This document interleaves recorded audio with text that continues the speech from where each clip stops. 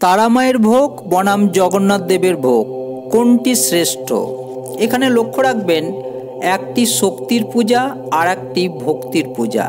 একটা আমিষ পূজা অর্থাৎ যে পূজায় মাছ মাংস ব্যবহার করা হয়, একটা সাত্ত্বিক পূজা অর্থাৎ যে পূজায় মাছ মাংস স্পর্শ করা হয় না।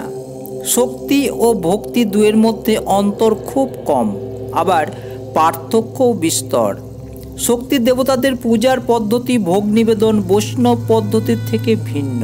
তার মানে এই না যে শক্তির মধ্যে ভক্তি নেই, আবার ভক্তির মধ্যে শক্তি নেই।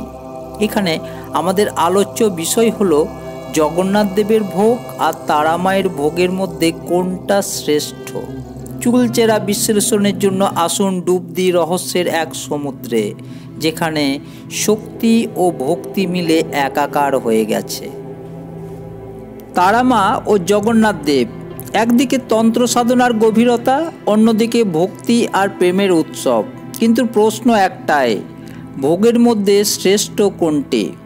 তারামায়ের ভোগ এবং জগন্নাথ দেবের ভোগ দুটিই ভক্তি আর আচার অনুষ্ঠানের অপরিহার্য অঙ্গ, কিন্তু এদের মধ্যে মূল পার্থক্য কোথায়?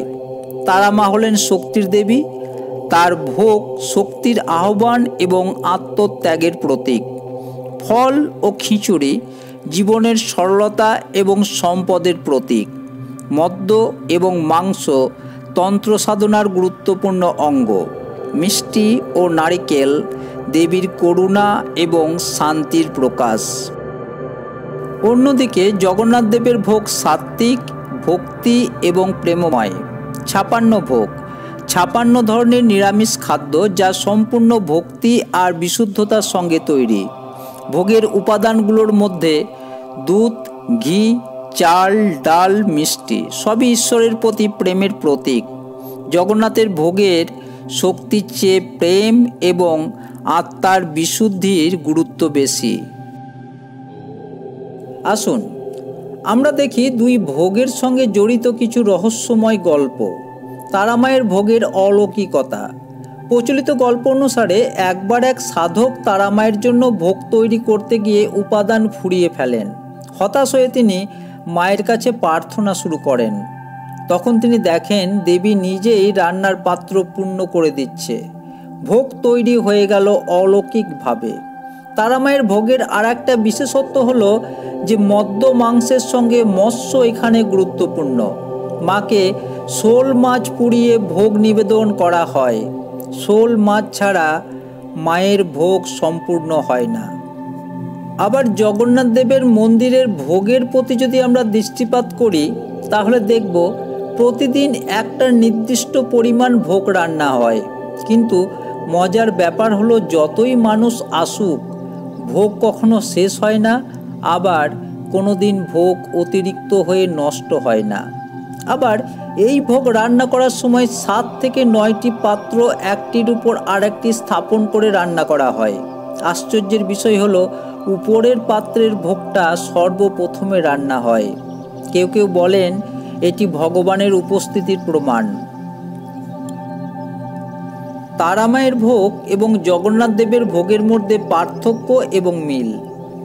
ভিন্নতা কোথায়? তারামায়ের ভোগ তন্ত্র সাধনার সঙ্গে গভীরভাবে যুক্ত। এখানে ভক্তির চেয়ে বেশি গুরুত্ব দেওয়া হয় শক্তির আহ্বান এবং আত্মত্যাগে। অন্যদিকে জগন্নাথ দেবের ভোগ প্রেম এবং সেবার প্রতীক। এটি সহজ এবং সবার জন্য উপযুক্ত। এই দুই ভোগের মধ্যে গভীর মিল রয়েছে। দুই ভোগই দেবতার সঙ্গে ভক্তের সম্পর্ক স্থাপনের মাধ্যম। তারামায়ের ভোগ যেখানে শক্তি দিয়ে পথ দেখায়, সেখানে জগন্নাথ দেবের ভোগ প্রেমের মাধ্যমে শান্তি আনে। তারামায়ের ভোগ কি শ্রেষ্ঠ নাকি জগন্নাথ দেবের? এখন প্রশ্ন উঠতেই পারে, এই দুই ভোগের মধ্যে শ্রেষ্ঠ কোনটি? যদি কেউ শক্তি, আত্মত্যাগ এবং তন্ত্র সাধনায় বিশ্বাস করেন, তবে তার কাছে তারামায়ের ভোগই শ্রেষ্ঠ। অন্যদিকে যারা প্রেম, ভক্তি এবং নিরামিষ আশ্রিত সাধনায় বিশ্বাসী, তাদের জন্য জগন্নাথ দেবের ভোগই অতুলনীয়। তবে এর চেয়েও গভীর সত্য হলো, শক্তি এবং প্রেম দুটোই একে অপরের পরিপূরক। শক্তি ছাড়া প্রেম স্থায়ী নয়, আবার প্রেম ছাড়া শক্তি অর্থহীন। এই ভিডিও শেষে আমরা আপনাদের জন্য একটি প্রশ্ন রেখে যাচ্ছি। তারা মায়ের ভোগ এবং জগন্নাথ দেবের ভোগের মধ্যে কোনটি আপনি শ্রেষ্ঠ বলে মনে করেন? নাকি আপনার মতে দুই ভোগই একে অপরের অপরিহার্য অংশ? আজকের এই রহস্যময় কাহিনী যদি ভালো লেগে থাকে তাহলে ভিডিওটি লাইক করুন, শেয়ার করুন এবং মিস্টিরিয়াস ওয়ার্ল্ড অসীমের সাথে থাকুন। আমরা এমন আরও অদ্ভুত অলৌকিক রহস্য নিয়ে আবার ফিরে আসব। ভালো থাকবেন, আবার দেখা হবে নতুন এক রহস্যের সঙ্গে। ধন্যবাদ।